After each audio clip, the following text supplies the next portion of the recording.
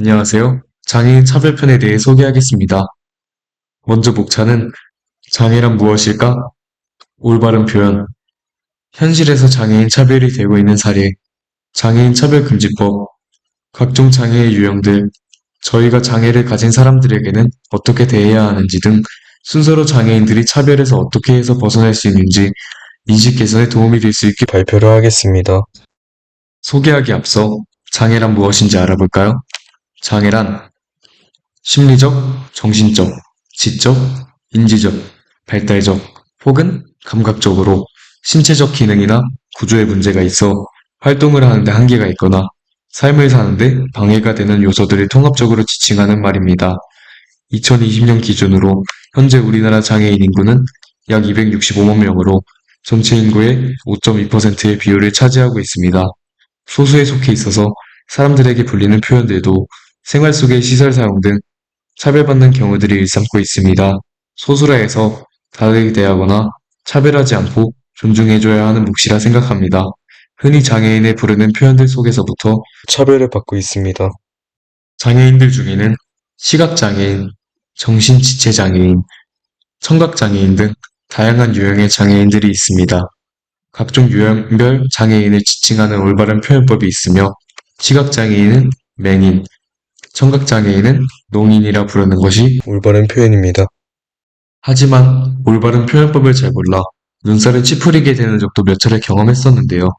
우리는 정상인, 비정상인보다는 몸이 불편한 분들, 일어서거나 걷기가 불편한 분들, 앞을 보지 못하는 분들 같이 구체적으로 쉽게 풀어서 말하는 이러한 행동들이 장애인을 차별하지 않고 대하는 올바른 모습이라 생각합니다. 표현들 말고도 생활 속의 시설 사용 등에서 차별을 받고 있습니다. 장애인들이 차별을 받고 있는 사례들을 가져와 봤습니다. 보이시는 것처럼 청각장애 학생을 스피커 옆에 앉혀 듣기 시험을 보게 하거나 시각장애인이 키오스크를 사용하지 못하는 것, 승강기 공사로 지체장애인이 집에서만 살아야 하는 것, 자폐인이 비행기에서 일어난다고 우영우 정도는 돼야 세상에 나오라는 말을 하는 등 여러 차별을 받고 있는 사례들을 모아놓은 사진들로도 확인할 수 있습니다. 어디가 불편하여 있는 장애인지 잘 몰라 올바르게 대하지 못하여 차별받고 있는 이러한 상황들이 계속되는 것일까요? 장애인 차별금지법에 대해 설명드린 후 각종 장애 유형별에 대해서도 소개해드리겠습니다.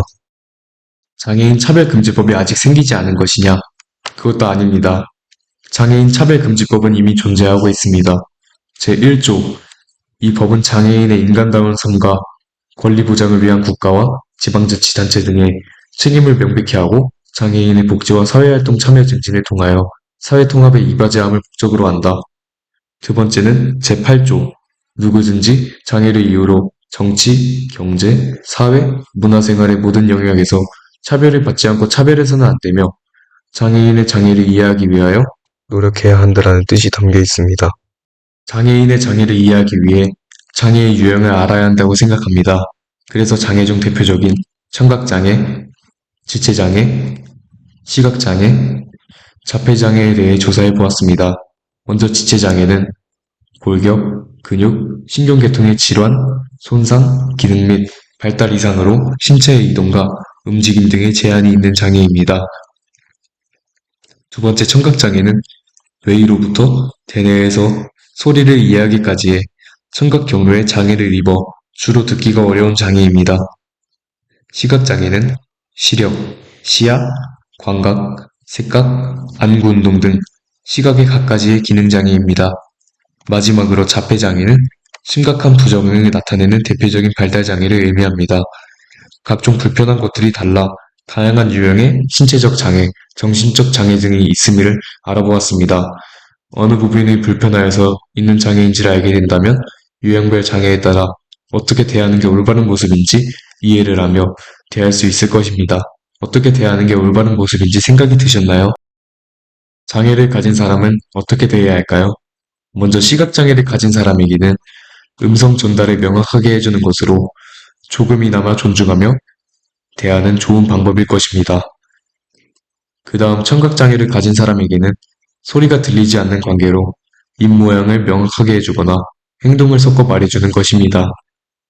지적 자폐장애를 가진 사람에게는 쉬운 언어를 사용하며 반복해서 이야기해주고 의사를 존중해주는 것이 좋은 방법입니다.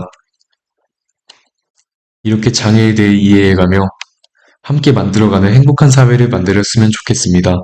감사합니다.